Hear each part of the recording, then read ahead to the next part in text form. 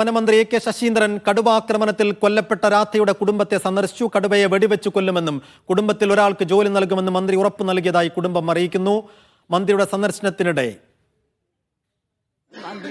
പറഞ്ഞു പിന്നെ പറഞ്ഞു ഓർഡർ അങ്ങനെയാ കിട്ടിയത്.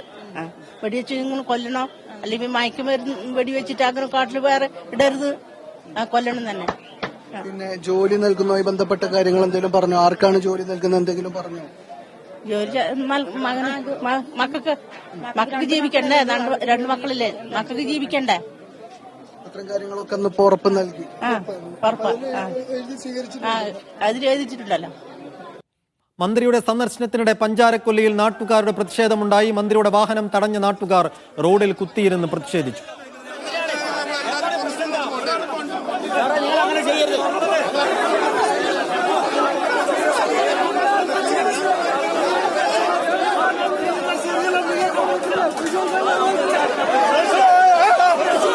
അനീസ് അലി വിവരങ്ങൾ നൽകും. അനീസ്, നാട്ടുകാരുടെ വലിയ പ്രതിഷേധമുണ്ടാകുന്നു, അത് മറികടന്ന് വീട്ടിലേക്ക് എത്തുന്നു. വീട്ടിൽ കുടുംബാംഗങ്ങളുമായി സംസാരിച്ചതിന് ശേഷം മന്ത്രി ഗസ്റ്റ് ഹൗസിലേക്ക് മാറിയതാണ്.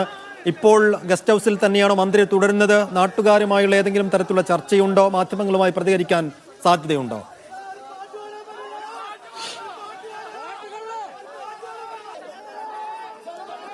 മാധ്യമങ്ങളുമായി മന്ത്രി അല്പസമയത്തിനകം സംസാരിക്കുമെന്ന് അറിയിച്ചിട്ടുണ്ട്.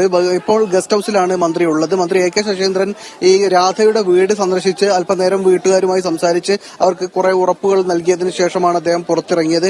അതിനുശേഷം ഈ പ്രതിഷേധക്കാരുമായി സംസാരിക്കുന്നതിന് വേണ്ടിയാണ് ഗസ്റ്റ് ഹൌസിലേക്ക് നീങ്ങിയിട്ടുള്ളത്. ഗസ്റ്റ് ഹൌസിൽ ഇപ്പോൾ പ്രതിഷേധക്കാരുമായി സംസാരിക്കുകയാണ്. നേരത്തെ മന്ത്രിയുടെ വാഹനം തടഞ്ഞുമായി ബന്ധപ്പെട്ട സമയത്താണ് പ്രതിഷേധക്കാരുമായി സംസാരിക്കാം എന്ന് മന്ത്രി അറിയിച്ചത്. ഇതേ തുടർന്നാണ് പ്രതിഷേധത്തിന് ആദ്യഘട്ടത്തിൽ ഒരു അയവ് വന്നത്. എങ്കിൽ പോലും പൂർണ്ണമായി പ്രതിഷേധക്കാർ അതിൽ നിന്ന് മാറിയിരുന്നില്ല. ഈ നേതൃത്വം, അതായത് മന്ത്രിയുമായി സംസാരിച്ച ആളുകൾ പ്രതിഷേധത്തിൽ നിന്ന് മാറാൻ തയ്യാറാവുകയും ആളുകളോട് പ്രതിഷേധം അവസാനിപ്പിക്കണമെന്ന് പറയുകയും ചെയ്തു. പക്ഷേ എല്ലാവരും അത് ഉൾക്കൊണ്ടില്ല.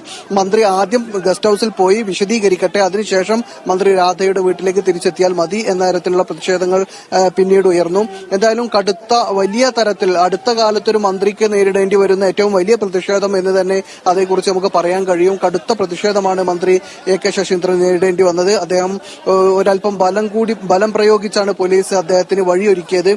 പ്രതിഷേധക്കാരെ ബലപ്രയോഗത്തിലൂടെ നീക്കിയാണ് ആ വീട്ടിലേക്ക് മന്ത്രി എ.കെ. ശശീന്ദ്രൻ എത്തിയത്.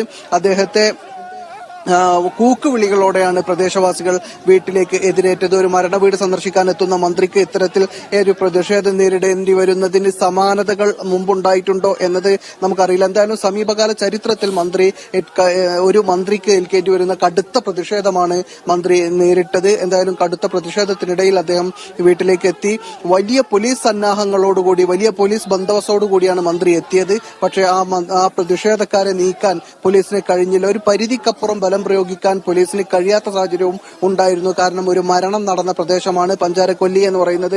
അവരുടെ പ്രിയപ്പെട്ട ഒരു തൊഴിലാളി, അവരുടെ കൂടെ ഉണ്ടായിരുന്ന ഒരാൾ കടുവയുടെ ആക്രമണത്തിൽ പാതി ഭക്ഷിക്കപ്പെട്ട നിലയിൽ മൃതദേഹമായി അവർക്ക് ലഭിച്ചതാണ്. അതുകൊണ്ട് ആ ആളുകളുടെ വൈകാരിക പ്രതികരണത്തെ അത്ര പെട്ടെന്ന് അടിച്ചൊതുക്കാൻ കഴിയുമായിരുന്നില്ല. ഒരു വശത്ത് നടക്കുമ്പോൾ മറുവശത്ത് ഇപ്പോഴും കടുവയ്ക്ക് വേണ്ടിയുള്ള തെരച്ചിൽ നടക്കുന്നുവെന്ന് മനസ്സിലാക്കുന്നു. രാവിലെ ആറാട്ടി സംഘത്തിന് നേരെ കടുവയുടെ ആക്രമണം ഉണ്ടായിരുന്നു. ആ സ്പോട്ട് കേന്ദ്രീകരിച്ച് തന്നെയാണോ ഇപ്പോഴും തെരച്ചിൽ നടത്തുന്നത്?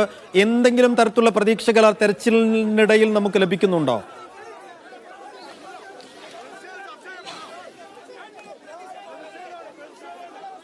ഇന്ന് തെരച്ചിലിൽ എന്തെങ്കിലും തരത്തിൽ ആശാവഹമായ എന്തെങ്കിലും പുരോഗതി തെരച്ചിലിൽ ഉണ്ടായതായി വനംവകുപ്പിൽ നിന്ന് നമുക്ക് വിവരം ലഭിക്കുന്നില്ല.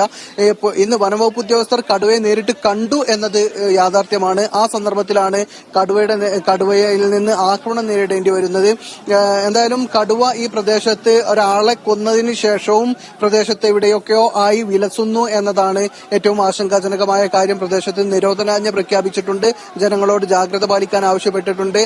വകുപ്പിന്റെ നേതൃത്വത്തിൽ സ്കൂളിൽ പോകുന്ന വിദ്യാർത്ഥികൾക്ക് വാഹന സൗകര്യം ഏർപ്പെടുത്തുന്നുണ്ട്.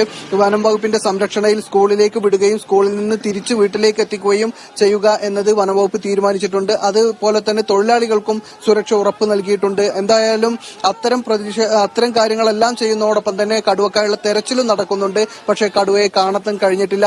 ഈ കടുവ ഒരാളെ കൊന്നതിനു ശേഷം 2 തവണയെങ്കിലുമായി നാട്ടുകാർ പ്രദേശത്ത് വെച്ച് കടുവയെ പല തവണയായി 2 തവണയെങ്കിലുമായി കടുവയെ കാണുന്നുണ്ടായി. അതിനുശേഷമാണ് ഇന്ന് രാവിലെ RRT സംഘത്തിന് നേരെ തെരച്ചിൽ നടത്തിക്കൊണ്ടിരിക്കുന്നതിനിടെ കടുവയുടെ ആക്രമണം ഉണ്ടാകുന്നത്. അദ്ദേഹത്തിന്റെ ജയസൂര്യ എന്ന് പറയുന്ന RRT സേനാംഗം 28 വയസ്സുള്ള അദ്ദേഹം മക്കിമല സ്വദേശിയാണ്. അദ്ദേഹത്തിന്റെ പരിക്ക് സാരമുള്ളതല്ല, ഗുരുതരമല്ല. പക്ഷേ തലനാരിഴക്കാണ് കടുവയുടെ ആക്രമണത്തിൽ നിന്ന് അദ്ദേഹം ജീവൻ രക്ഷപ്പെട്ടത്. ഏതായാലും ഇപ്പോഴും കടുവക്കായുള്ള തെരച്ചിൽ പുരോഗമിക്കുകയാണ്. ഇപ്പോൾ കടുവയെ കണ്ടെത്താൻ ഇതുവരെയും കഴിഞ്ഞിട്ടില്ല.